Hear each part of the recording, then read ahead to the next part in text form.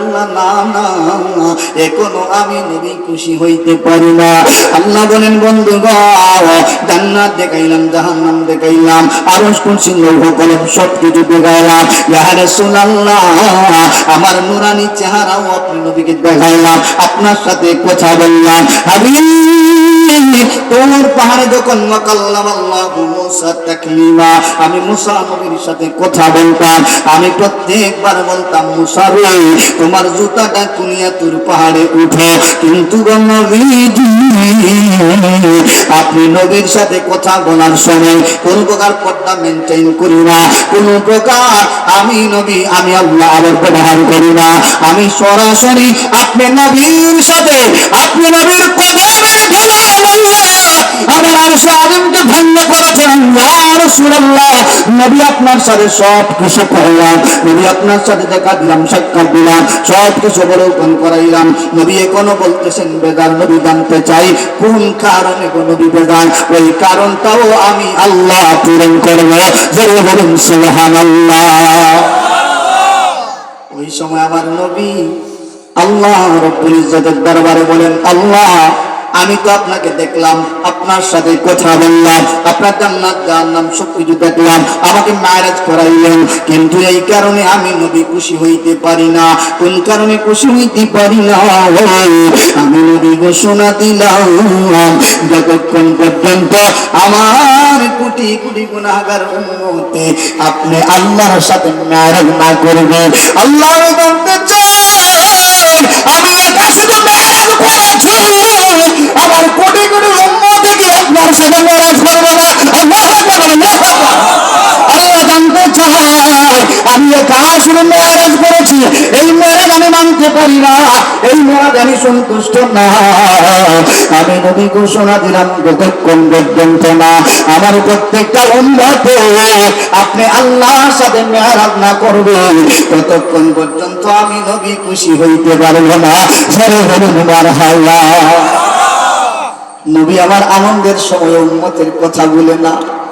63 বছর জিন্দেগি কাটছেন বলে উম্মতে, এখনো কান্দেন নবী সোনার মদিনা টিকি না। শুধুমাত্র তাই না, হাসরের মহামিলন মেলা আমার আল্লাহ আরশে আজিমের সামনে ওই গুনাহগার উম্মতের জন্য আমার নবী আল্লাহ দরবারে সিজদায় পড়ে যাবেন। জয় বলি ইয়া রাসূলুল্লাহ। পাগল যুবকেরা নবীর গায়ের মধ্যে পাথর মারো আরশে আজিমে যাইয়া উম্মতদেরকে বলে না, বলে বলি ইয়া রাসূলুল্লাহ। আমার নবী ডাক দেখো আল্লাহ এতে আমি খুশি না, যতক্ষণ পর্যন্ত গো আল্লাহ আমার একটা উম্মতে আপনি আল্লাহর সাথে মেরাজ না করবে, ততক্ষণ পর্যন্ত আমি নবী খুশি হইতে পারবো না। আমার আল্লাহ ঘোষণা দেন নবী ও নবী আপনার এই আবদারটাও আমি আল্লাহ পূরণ করলাম। জোরে বলুন সুবহানাল্লাহ। এবার নবী আমার খুশি হয়ে গেলেন, কিন্তু নবী আমার প্রশ্ন করেন, আল্লাহ জানতে চাই আমি তো 7 আসমান 7 জমিন পাড়ি দিয়েছি বুরাকে আরোহণ করে, আল্লাহ আমি তো একা মাত্র পাড়ি দিলাম, কিন্তু আমার উম্মত তো একা না, কোটি কোটি কোটি কোটি কোটি কোটি কোটি কিয়ামতের আগ পর্যন্ত দুনিয়াতে আমার উম্মতেরা আসবে। আল্লাহ জানতে চাই এরা কেমন করে গো আপনার সাথে দেখা করবে, কেমন করে গো আপনার সাথে সাক্ষাৎ করবে।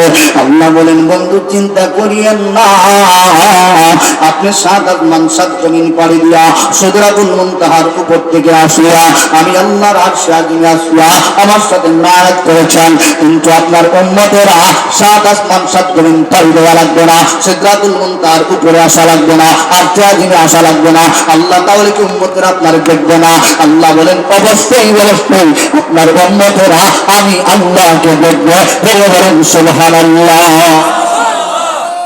অবশ্যই অবশ্যই আমি আল্লাহকে আপনার উম্মতেরা দেখবে। নবী আমার প্রশ্ন করেন কেমন করে গো? আপনাকে দেখবি। আল্লাহ বলেন বন্ধু আপনার ওই উম্মতদেরকে সাত আসমান সাত জমিন ভ্রমণ না করাইয়া এত কষ্ট না দিয়া আমি আল্লাহ সহজভাবে আজকে আপনাকে মেরাজ করাইলাম। এই মেরাজে আনার পরে আমি আপনি নবীকে খুশি করার জন্য এনেছি, আপনি নবীকে আনন্দিত করার জন্য এনেছি, আপনি নবীকে পুরস্কার দেওয়ার জন্য এনেছি। কিন্তু গো বন্ধু এখনো তো আপনি নবীকে আমি আল্লাহ পুরস্কার দেই না, যেগুলা দিয়েছি এগুলা বিশেষ পুরস্কার, তবে ফাইনাল পুরস্কার এখন পর্যন্ত আপনি নবীকে দেই না। আমার নবী বলেন আল্লাহ কি এমন ফাইনাল পুরস্কার আসবে একটু জানতে চাই। আল্লাহ বলেন বন্ধু যে এই নবীকে উম্মতদের জন্য আম্মা জান ফাতিমা খাতুনে জান্নাত ফাতিমা রাদিয়াল্লাহু তাআলা আনহা আমার নবী একদিন ডাক দিয়ে বলেন রে ফাতিমা আমার গুনাহগার উম্মতদের জন্য আমার নাতি ইমাম হাসান ইমাম হুসাইনকে আল্লাহর রাস্তায় কুরবান করে দিলাম, তোমার মতামতটা কি জানতে চাই।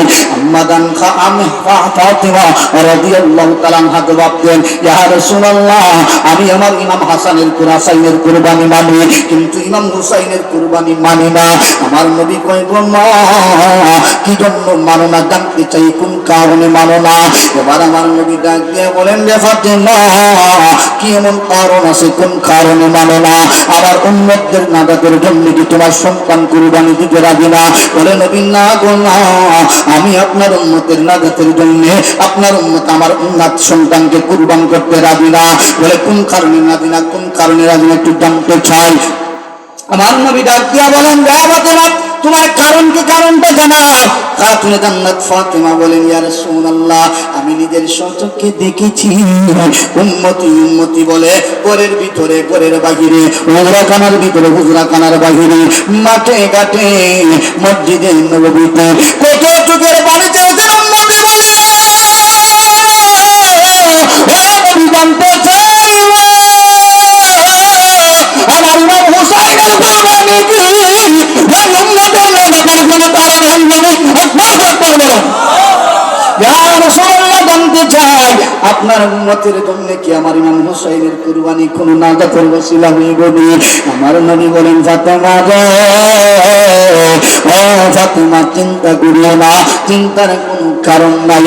আমি নবী ঘোষণা দিলাম আমার আহলে আয়াল থেকে আমার আহলে বায়াত থেকে যত ফুটা রক্তই দুনিয়ার জমিনে পড়বে আমি নবী ঘোষণা দিলাম এক এক ফুটা রক্তের বিনিময়ে কাল কিয়ামতের মহামিলন মেলায় আমার কোটি কোটি গুনাহগার উম্মত গুনাহ দেবে আল্লাহর জাহান্নামের আগুন থেকে বাঁচায়া আল্লাহর জান্নাতে আমি নবী পৌঁছায়া দেব। বলি মারহাবা।